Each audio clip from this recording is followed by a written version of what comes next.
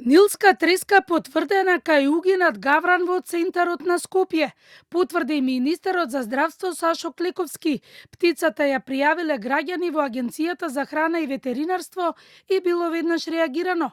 Теренското прскање продолжува и се бара од граѓаните да не стопираат во делот на прскањето, бидејќи се работи за квалитетни и ефикасни средства што не се штетни по здравјето на луѓето.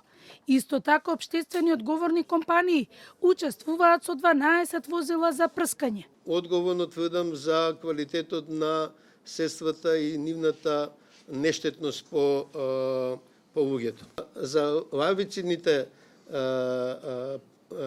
третмани се користи биопрен и бактерија што влијае на развојот на ларвите. Тие се во моментот двете најмодерни средства. Бактеријата со која е извршено последното прскање за ларви во градот Скопје е бактеријата која е препорачена од грчкиот пандан на Институт за јавно здравје како нешто што треба да се работи. Она што во иднина треба да се превземе е да се направи регионално прскање на комарците во општините, кои поради топлите зими преживуваат, но и прскањето да биде порано и навремено, одржување на одводните канали и септичките јами.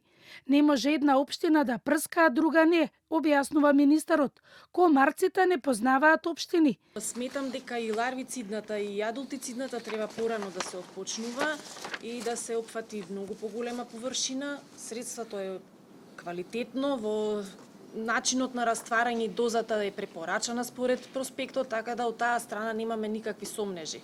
Значи само треба да обрнеме повеќе внимание на водените површини за да не дозволиме да одлетат комарците. Тоа е најважно. Едно од работите што недостасува, што ја лоцираме во моментот и што ја нема во земјата, се таблети со бацили за дезинсекција на септички јами.